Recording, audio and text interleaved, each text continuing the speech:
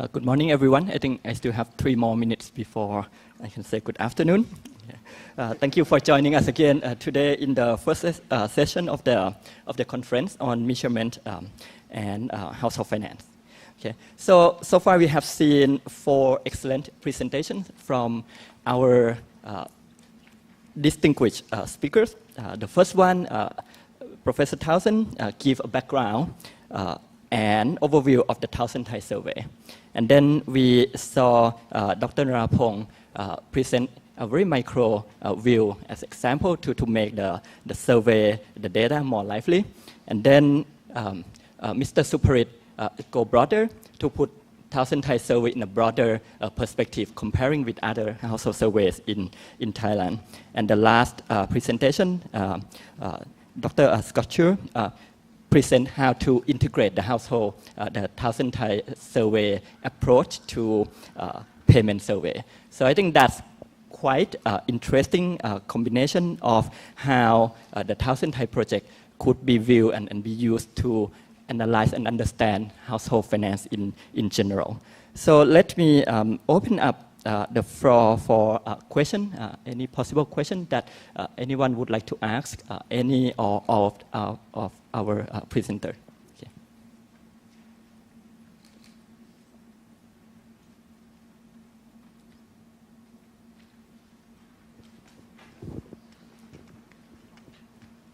And please introduce yourself, even though I know you already.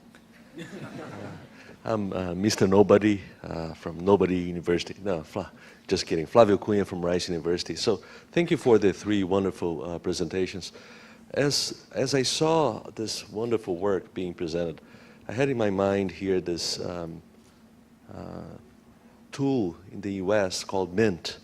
And I don't know if you guys know about this, but this is something that some people use in order to keep track of where the money is going and what money is coming in and so on and so forth.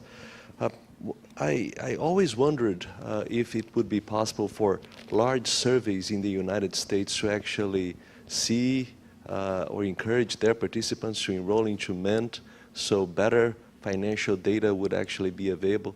So the question here is, are there similar efforts in the studies in Thailand that were cited? And B, if a private institution can do Mint, why wouldn't the Federal Reserve Bank try to do something that is similar and seems to be more valuable in the sense that you would be able to keep track of individuals over lengthier periods of time? So, thank you. Thank you very much. Let's take a couple of questions and then we let the panelists answer.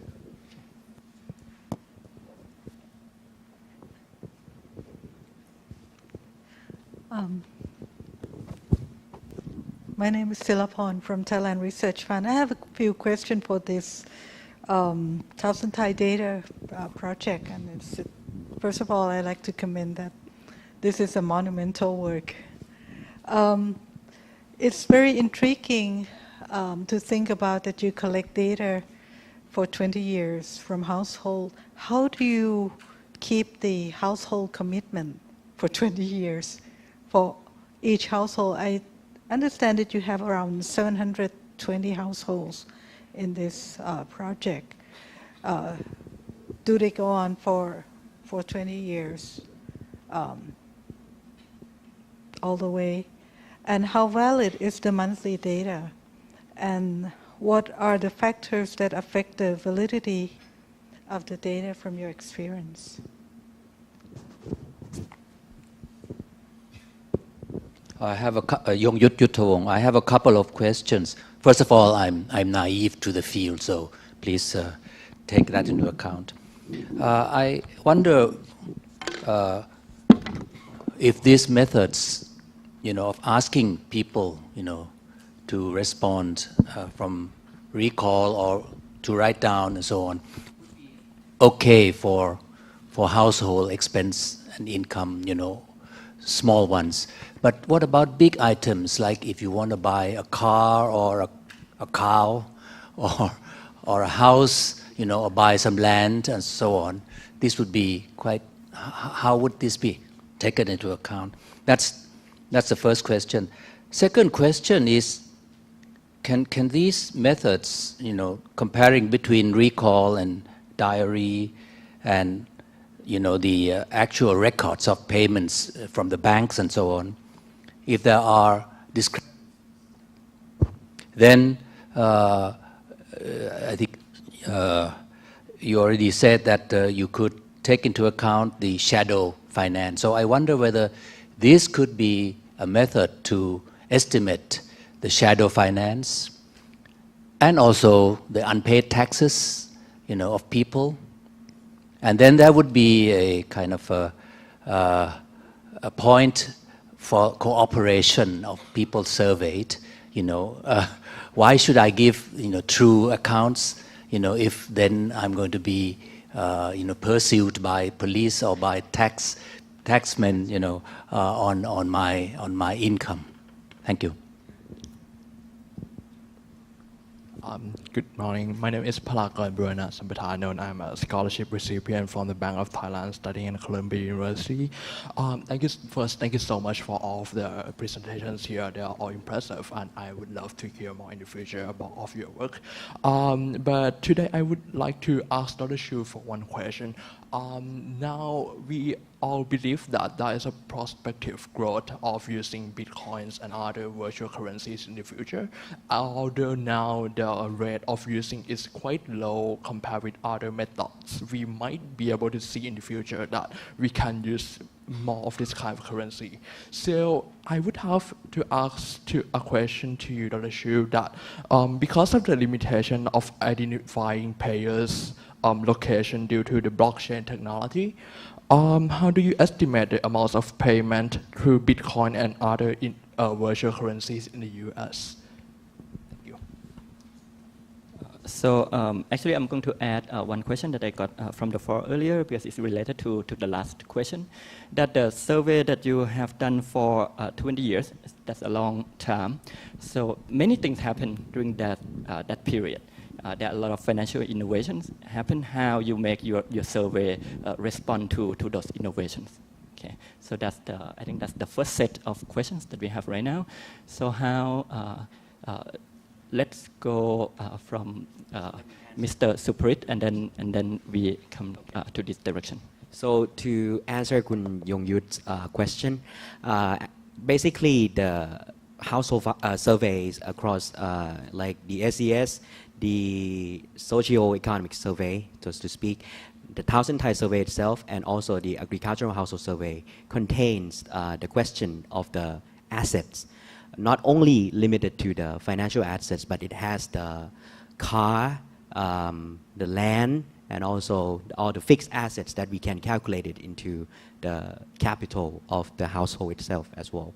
So it is quite, like I said in the presentation, that it has a very in-depth information on the household. And actually the panel data, specifically the Thousand Thai survey, conducts every year in the same household, so we can track the development of those change in the assets and liability itself, so that's I can construct those balance sheet and the income statement like I have in the presentation.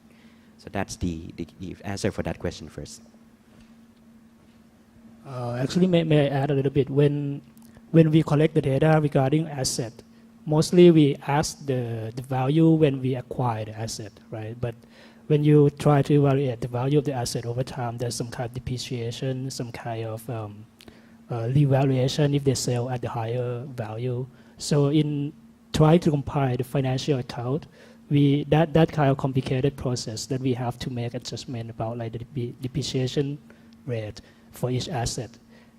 That's another thing. That's why when I present, I show you the link to the financial account that we already compiled by the support of the Thailand Research Fund.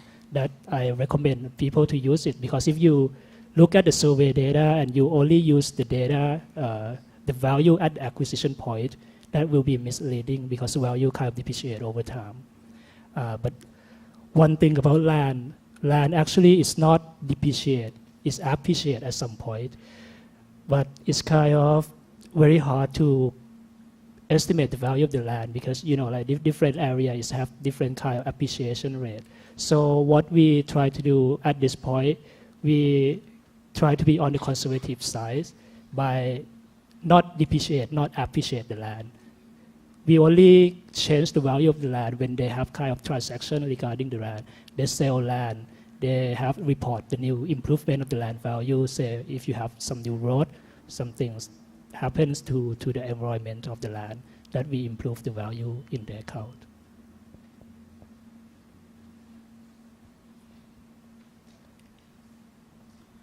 So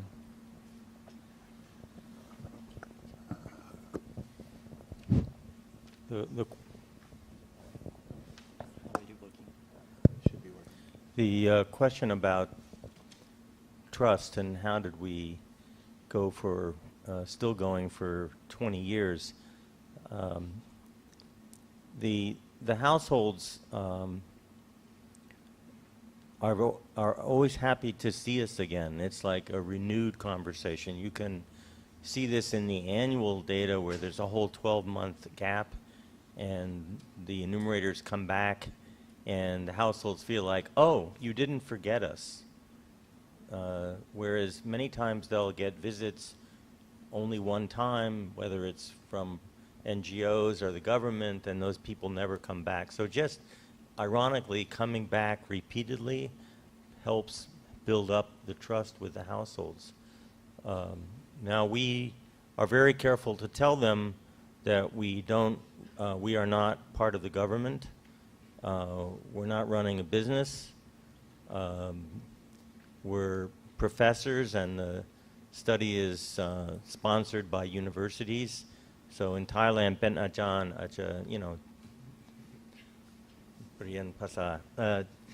helps build up the confidence of the household that we're doing this because we're interested in them and we're not trying to extract some profit or leak some information. We do keep the data very secure. So there is a code for each household, but the publicly available data does not reveal the name of the household, or for that matter, doesn't really reveal the name of the village or the name of the tombone.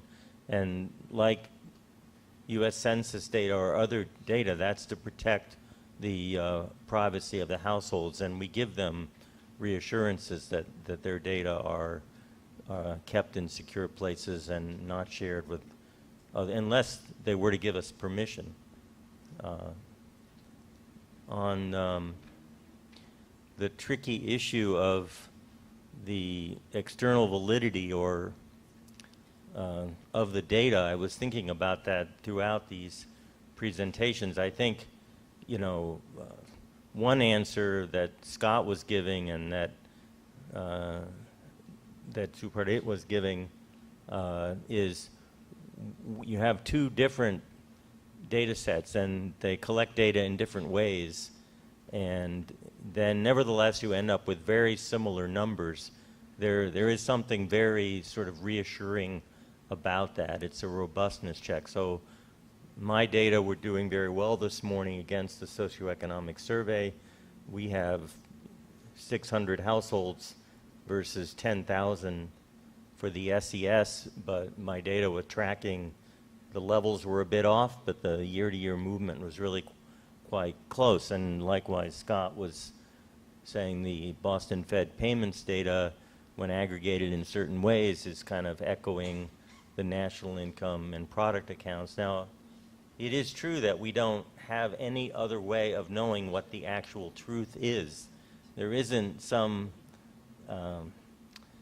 massive census without any error, and those things just never exist. So I think the other answer to reliability is the care and precision and effort that you put into gathering the data. So in particular for us with the financial accounts, we use the equations that link the balance sheet and the income statement and the statement of cash flow that became sort of an integral part of our operation, so that when we have the change in cash on the account that's coming from the balance sheet and the change in cash that's implicit in the income statement, when those things aren't the same, we actually know we're making the error, and so we go back and check all the variables again until those equations have to balance the way we're doing that.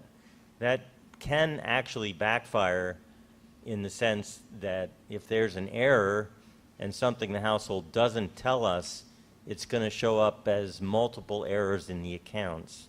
So if a household were to forget to tell us in their recall certain consumption expenditures, we'd be underestimating consumption, and likewise we're going to overestimate the cash. And that haunts us continuously, especially when we see how much cash they seem to have. On the other hand, when they buy a car or a cow and we ask them how, and they say in cash, and the cash level is obviously dropping, then ex post we know that we got it right. They really did have a lot of cash in the house. So I don't think there's one, single way to measure the validity of these surveys. Thank you for your questions. I'll try to go in reverse order. With regard to the Bitcoin, virtual currencies, we currently ask primarily in the survey how much virtual currency they have or have had in the past, and then whether or not they've used it to make a payment. But we haven't been tracking their individual payments for a number of reasons. Partly, it's still a small portion of the U.S. economy. I believe our estimates are about 0.6% of the economy, of the U.S. economy, admits to having adopted Bitcoin at some point. But of those that have adopted it, a surprisingly large percentage of them say that they use it to make payments, not just to get rich. So we know a little bit about whether or not they make payments or whether they're just trying to invest in the asset. But part of the problem with the virtual currency is that people don't want to even tell you they have it, much less what they've spent it on. We've heard from companies that manage the assets for Bitcoin holders that they saw the same thing with that they saw on the internet, which is a lot of illicit payments online, drugs, pornography, that sort of thing.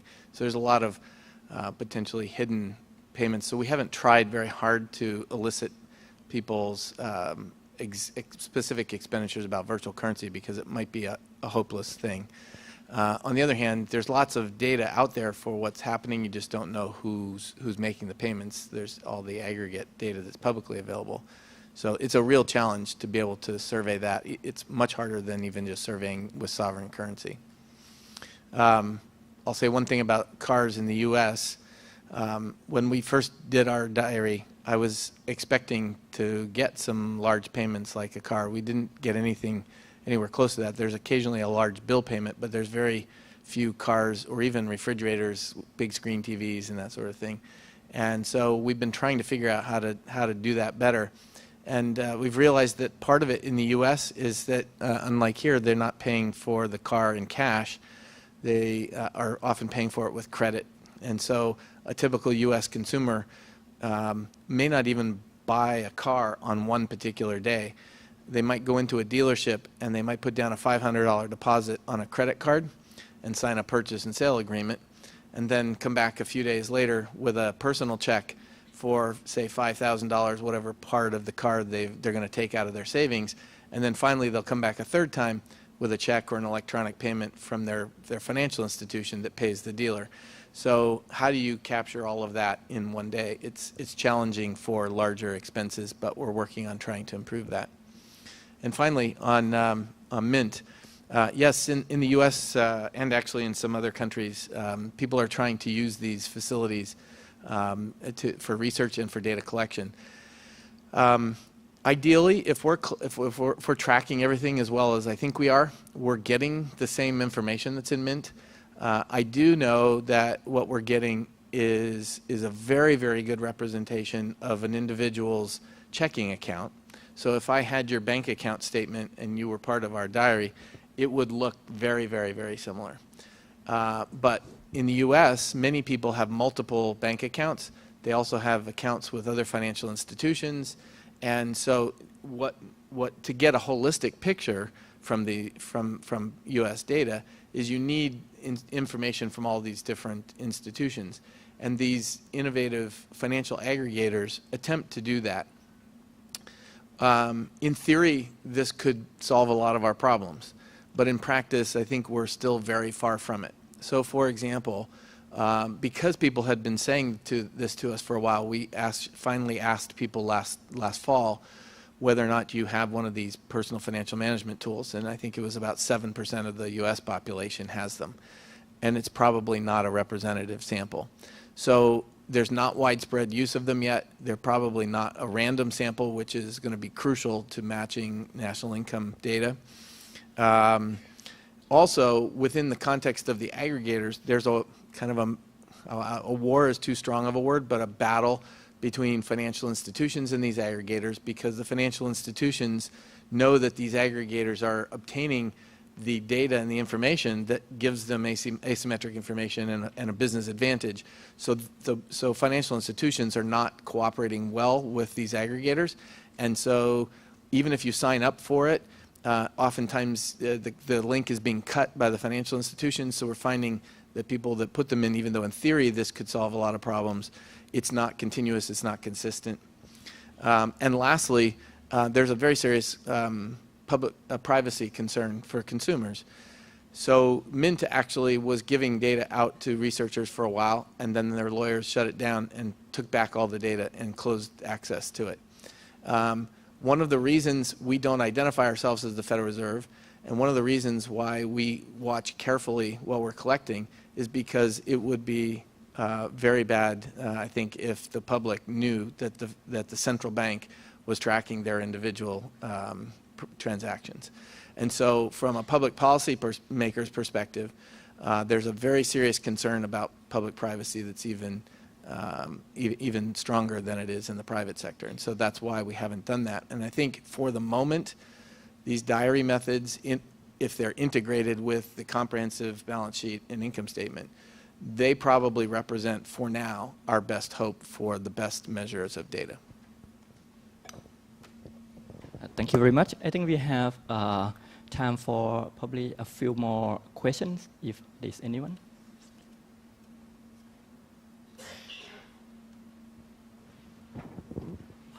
My question is about the distribution, because it seems that from the many of the presentation that the income is quite volatile, and if we and then it can be concluded that the income distribution should be the inaccurate measure for the inequality. So what will you suggest to use as the replacement of the income distribution?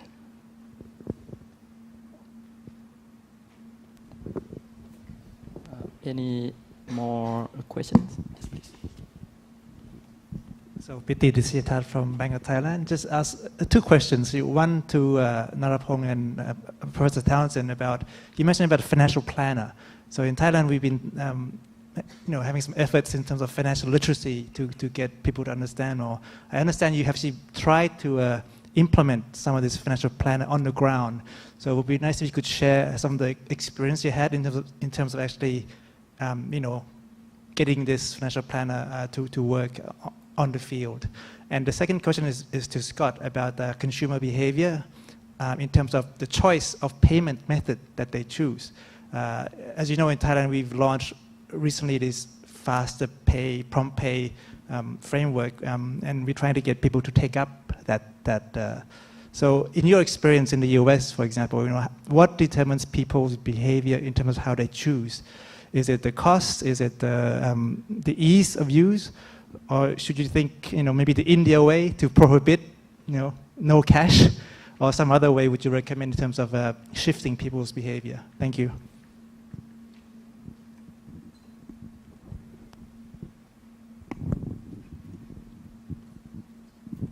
Hi, good morning, or actually afternoon. I'm Wan Lek Fung Fu from Chulalongkorn University. It's a very small question, probably to Scott, on your comparison of the discrepancy of the diary and the annual statements. So I noticed on the discrepancies actually for the item of education and health, the difference is actually not that much. Could that be because some of these items are actually low frequencies, high memory impact, or I'd like to hear your thoughts on that, and probably related to a remittancy. What should we think of that as? Is it high frequency or low frequency? Thank you. Okay, so I think let's start with Scott and we go the other way. So thank you very much for that last comment. I can't say that I have thought very much about it, and I find this a very insightful observation, so congratulations. That was very good. I'm going to go look at that right now, but it certainly makes very good sense to me. I had never thought of that. That's excellent. Thank you. With regard to consumer payment choice, we see in the aggregate data that there are correlations, unconditional correlations between the payment instrument choice and the dollar value or the value of the payment. So it's much more common to see cash used in the U.S. for small value payments, $0 to $25, say. And as the magnitude of the payment gets larger, they switch to cards. For bills, they start switching to electronic payments and checks because the amounts are much larger. So there's a correlation in the aggregate. But when we look at the individual microdata, we find that what's more common is that a person tends to have a favorite payment instrument. And when they choose that favorite payment instrument, they basically use it for everything that they possibly can. And so while on average there's this unconditional correlation, conditional on understanding what type of consumer this is in terms of their payment choices, there's very little correlation. The correlation almost goes away, especially if you use cash for everything, there's not going to be a correlation.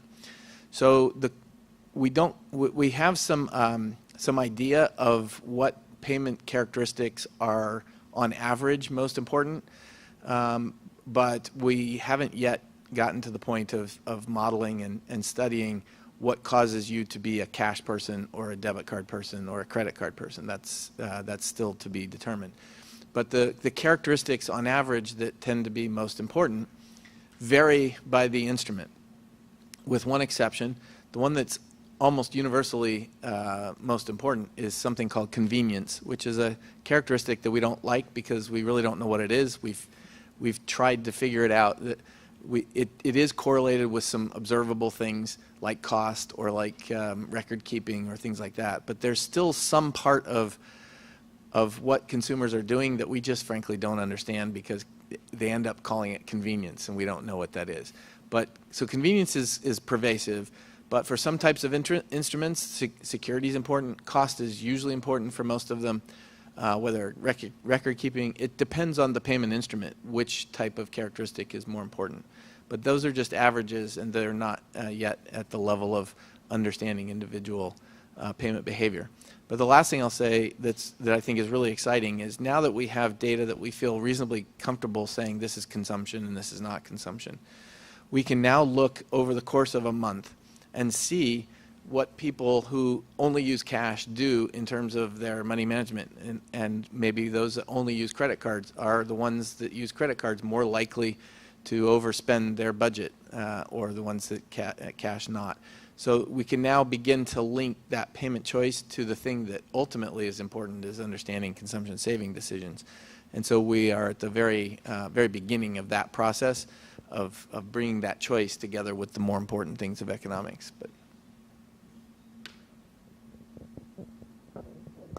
First of all, I realized I forgot to respond to Chris's question about financial innovation. So we did become aware of the increasing prevalence of credit cards and so on, although then I must say still in the rural areas, households don't use them much, but we did sit down and make some decisions about how to record credit card and other transactions. We struggled a bit doing it. As Scott said in his talk, it's pretty complicated. You know, when did the consumption expenditure take place, and when you repay the credit card debt, and then we have to explain this after we make a decision to the enumerators about how to record it, although our team are just extraordinary in asking questions back if they don't understand things. So all that said, I would have benefited at that point if we had been a little further along with our collaboration with the Boston Fed, because it's quite clear that now we understand very well where to put all those individual transactions. It's a bit late to go back and start over with the monthly data, but moving forward for other surveys and so on, we certainly can measure credit and debit the way Scott is doing it in the U.S. About the planner and the financial intervention, we have tried various combinations and strategies with the households.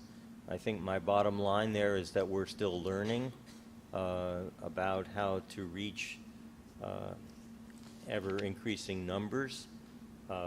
So I'm not sure what standard to use. We've certainly had amazing reception when we were pre-testing the instrument, with households always wanting to do some kind of planning and being very, very enthusiastic about it. I was part of those conversations. I think there's an issue of expanding the set of people doing it from us to the team leaders and back down to the enumerators, that where something gets lost at each step, and so, you know, jumping to implement this planner and other financial training modules, you know, for 500 households was probably a step too far too fast, and we should have gone more incrementally. Our latest take on it now is that you need to connect to the household's interest. You can't come in from scratch and try to sell them compound interest or some other concept, even though, again, there are exceptions where they're incredibly excited to learn that they get interest on interest in the bank. But find some point of interest to the household before you expand the conversation to. So we're going to, as you have already set up these meetings, we're going to continue this conversation on Monday with Bank of Thailand that has an interest in you know, trying to figure out how to make these kinds of efforts more successful. So maybe I want to add a little bit that is go back to my earlier point that when you look at the household, there's some heterogeneity in the household. It's not that when we go to the household, everyone going to accept us. It depends on the nature of the household. So we have to do whatever things to make them trust us. That's one key thing when we work in the field, right? Maybe I want to go a little bit earlier to the lady questions about like how we can make it for 20 years. And Professor Townsend said that it's about repeated. You go and you make them, you know, when you go back and repeat it, let's make people trust you. So I would say when you start the survey, it's not that you're gonna finish and complete the survey at the first time, right? And maybe during the very first period when we get the data, it's not really usable, possibly, right? We have to kind of create up the data and make them trust us before we can move on. So now back to the social to the wealth planner. When we actually start working with the planner, we kind of, well, we cannot really deliver what we want to say to the household because we kind of speak different language. They're not going to understand us when we speak some kind of technical things. So we need some enumerators that is local people and try to communicate in the same way as the household.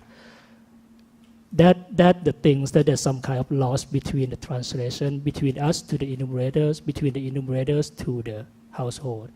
These two steps is important. the enumerator, if they don't understand us, they cannot really communicate to the household. But how can we make the enumerators understand us? If they can speak the same language as the household, maybe they not speak the same language as us, right? They don't really understand us. So it takes time, it takes some kind of effort to try to familiarize them with us, with what we want to teach them. And we want to teach them in the right, I would say, relevant things that they really have to use. Otherwise, they're not gonna get anyway, right? You tell them and you want to do compound interest rate, you want to calculate expected value of the insurance. They not understand us. At first, we try that. We put everything that we think is important and go to the household. They okay, yes. But then after we leave, they're just like, okay, the planner, the training is out there in the shelf. They're not going to look at it. So when we go back in the later times, we try to tell our enumerators, first try to get trust from them. Try to think, try to talk to them, whatever relevance to them. Try to let them know that we can help them in some way. After they trust us, then we can add on some kind of more technical things, something that we think is important. So I think we have a lunch, but let me ask Suprit to say a few words about your experience working with the data as well. Just a little bit add up for the Thousand Thai data. I would like to say that Professor Thousand and I are constructing the data summaries over the 20 years horizon of his data as well. And after it's already finished, it will be released on the Thousand website, and I'll let you know. And also the household financial accounting as well that is constructed based on the monthly resurvey.